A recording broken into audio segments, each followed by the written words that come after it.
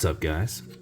Time to show off a new build. I did a couple last night for tonight's event on the Facebook build page. New dial, new sterile dial. This one is, I want to say it's definitely not a baby blue like the other ones that I do, but it gives that baby blue vibe. In some angles, I can kind of see leaning towards, it might sound crazy, but nah, I won't say it.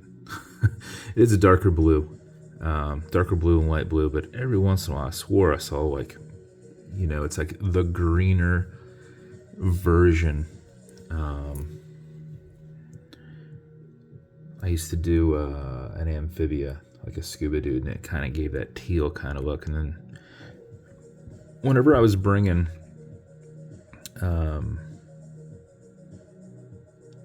actual blue up against it, it was like, nope, that's not blue, but has a good look to it. Has these nice orange accents going on around it, which there you can kind of see down here. This domed acrylic makes it a little tough to get the perfect picture there. So what I did was I did a polished 110 case with a polished aggressive shark tooth bezel. Milled crown, exhibition case back. I did a stainless steel movement holder inside here. There you can see it kind of going around that circle right there. Stainless steel movement holder. Did an orange 5-dot insert, and then I happen to have one of these super nice straps from Mr. Twanvu that I have probably had for 2 years, and I really thought these complemented each other well. So, I wanted to give it kind of a classy look, and this is more of a classy strap. A little, I don't know what kind of, I guess this would just be like a standard clasp. The other ones I use are typically pre-V buckle, but can't use that with this style. So a little engraved buckle here. Did a set of pilot-esque hands. You've got your orange and white there, and an orange long limb seconds hand. And that is the build. I think it came out pretty awesome. Bezel on it will turn left, it'll turn right. These are tension ring bezels. They do not click. It's an automatic mechanical, as you see, with the low profile exhibition case back, that as you move, that rotor is staying towards the bottom with gravity, which is winding it.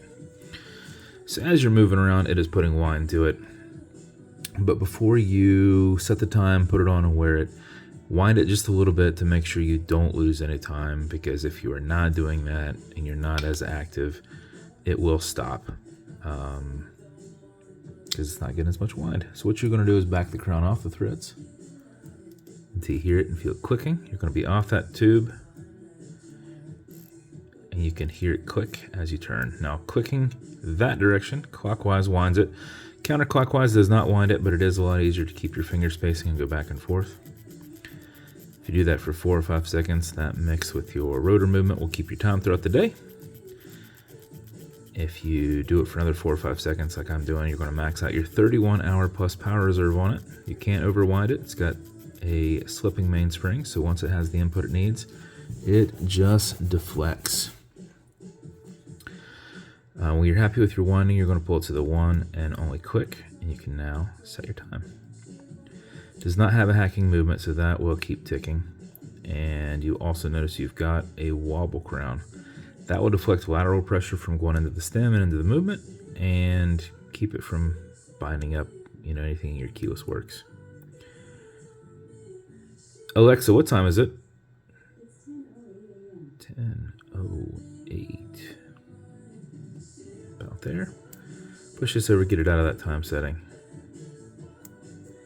and then wind it down. And that is the build. As with every build, you're going to get matching beads. We have some really cool color mix bead here. It's going to come in a BVW slider box with an Atlas pillow inside. Going to come with a few things. Watch cleaner to keep that strap perfectly soft. Man. Watch cleaner does not keep your strap soft. Leather conditioner does. But watch cleaner will keep everything clean that's glass or metal. So everything here in the center, non-streaking, non-toxic, non-residue, as well as a microfiber. You're also going to get that leather conditioner to keep this strap perfectly soft. Apply it on the front and the back, let it soak in, remove any excess using a rag or something along those lines. Don't use your microfiber. You don't want to have anything dry on it and then you scratch up your polish. And then lastly, you're going to get some fine scratch remover. This is Novus 2 from Amazon, just repackaged. It's like a poly watch, and it's for your acrylic glass because you can scratch it. But if you do, you'll put a tiny bit of that on it and you'll buff it out using your one of these two. This is the replacement. This is the original one that I had, but I'm running out of these. Put it on, buff it out. If the scratches up and down, go left and right, filling that scratch, haze it, buff it out, just make sure it's gone. If it's still there, wait just a little bit and revisit it, let that solidify. And that's it. There's a good chance I'll also include a Cape Cod cloth to help you in case you ever scratch up your polish. Because it happens, surface scratches and such.